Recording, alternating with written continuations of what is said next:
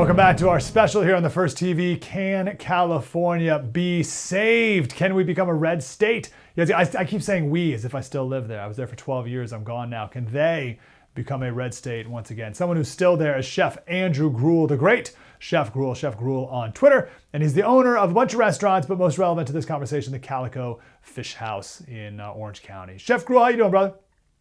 Doing great. Thanks for having me. Good to talk to you. How did you help people during the recent wildfires? When the fire started, we opened our restaurant up as a donation center, a place where people could come down, get a free meal, and even stay. We actually had some people come and camp out in the parking lot for a while. And that turned into like a massive donation drive. I mean, we were driving upwards of 15 to 20 box trucks a day up to various centers through Los Angeles. We became the hub in Orange County where everybody was bringing stuff because they didn't want to go up to Los Angeles. So basically for 2.5 weeks straight, we were distributing upwards of $20,000 to $30,000 in products and maybe 1,000 meals a day up to Los Angeles, back and forth and back and forth. We had about 150, 200 volunteers over that 2 to 3 week period. Why'd you do that? It's just the right thing to do. California can never fix a problem themselves. It's always incumbent upon the people to fix the problem before they step in and actually make it worse in some cases. And being in the restaurant industry, I know hospitality doesn't end at the door. I mean, that's what we do. We did it during the pandemic.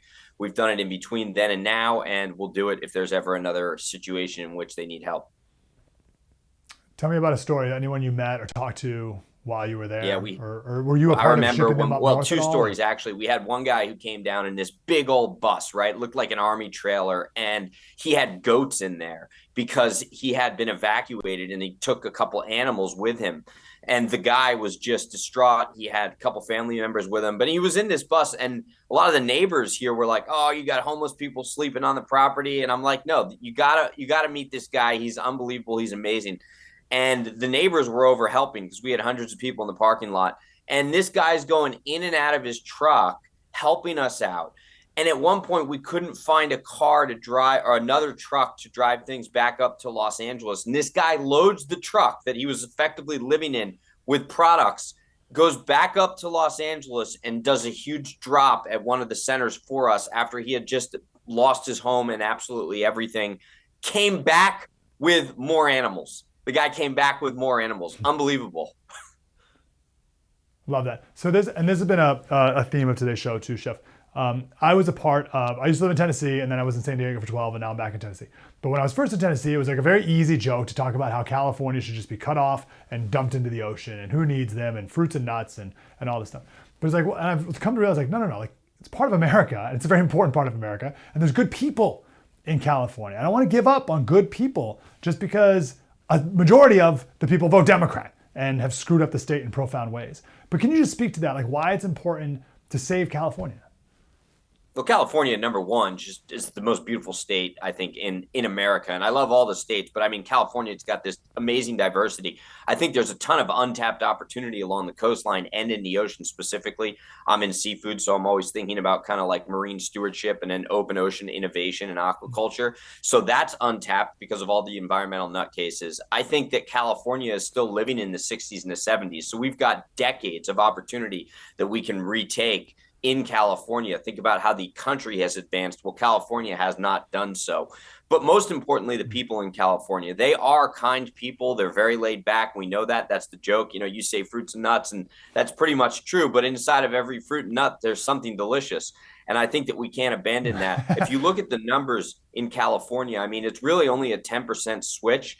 And you know, even in the last Newsom recall, like I said, he won by 10% against a no-name candidate who had absolutely no money to compete against him. And he won by 10%. I mean, it's so easy to drill down. We know this in what we saw in the last election, to drill down and create a landslide out of a lot of miniature opportunities and then create that trend.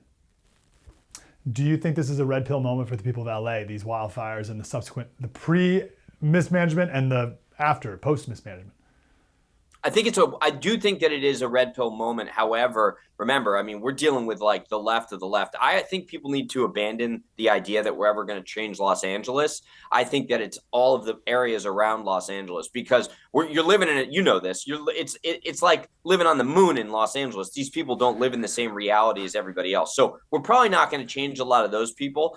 Although they might have that moment of kind of recognition, but whether they ever give up their religion, that's another question. It's all the other areas in which votes come down to 800, 1,000 votes, 1,200 votes. We got no voter ID. We're not cleaning out the voter rolls. So there's practical work that needs to be done in order to make this and make the arithmetic work in regards to winning in California, and it can be done.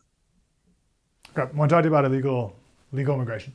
So one of the theories is that California went super far to the left after the passing of Prop 187, which banned illegal immigrants in every way. Schools, hospitals, welfare, everything. Like no illegal, E-Verify, like the whole thing. Totally shut down. And then the whole story is it never really got implemented for whatever reasons. And then like the Hispanics in California went far left. So then we were talking about Donald Trump coming in and deporting a lot of illegal aliens. How does that affect your industry and your restaurants? That's a great question. I think people need to also realize that he's deporting criminals first, right? So like that's very important. And there are a ton of people across California, although we don't even know who's legal and who isn't anymore because there's really this social security trade right now. And there's also a lot of people in California who have been here for like 40 years, and they're completely California washed, if you will, and then you find out they don't have their documents. Like I don't know how they don't. It's just a weird thing in California. So it is kind of hard to tell. Like in other states, you can kind of tell like that guy definitely is illegal. In California, it's not so much. So I think that it needs to be, we need to make it clear in California through communication that it's really the criminals that are getting deported. And I think it's then incumbent moving forward after this first cleanup that we do take some of the people who have been here for years, figure out the ways in which they can be documented if they haven't committed any crimes. And then I think market that through California because that's the only thing that they have on us on the left. But if they do start deporting every single person in California, it's like, okay, well, you know what? Then that's what's going to happen. And that's the reality because it's not legal. And we're going to backfill those positions. I don't think it's going to affect me personally, but yeah, it's going to affect a ton of people. And it's unfortunate because they're not treating these workers well to begin with. So the businesses that are hiring people and underpaying them and treating them like junk because they're illegal, well, they should be cut to the curb anyways. Would you ever leave California? Yeah, I would leave California, certainly. I mean, look, Newsom ratchets it up on me all the time. I mean, filed a labor investigation during the pandemic against our businesses. I'm always getting investigated by different agencies every single time I go on some Fox News show. I mean, there really is a war. He uses the state to go after people. If it got so bad that he just started driving us through bankruptcy, I would still fight. I just might not fight so close to enemy lines. Chef Gruel on the Twitter, Chef Gruel. You can follow him there. Please do. Keep it up, Chef. Appreciate you. Thanks for having me. I appreciate it. I hope some of these themes have come through. And I know this is tough. I'm talking to me, back when I was in Tennessee 15 years ago, trying to make the case for California. How about this? Even if the people there deserve what they voted for, right? And they deserve it good and hard. Imagine a country where California is red. The left wants to make Texas blue. What if we made California red instead? They would never win a presidency ever again. Imagine how different the map would be. Imagine how different this country would be.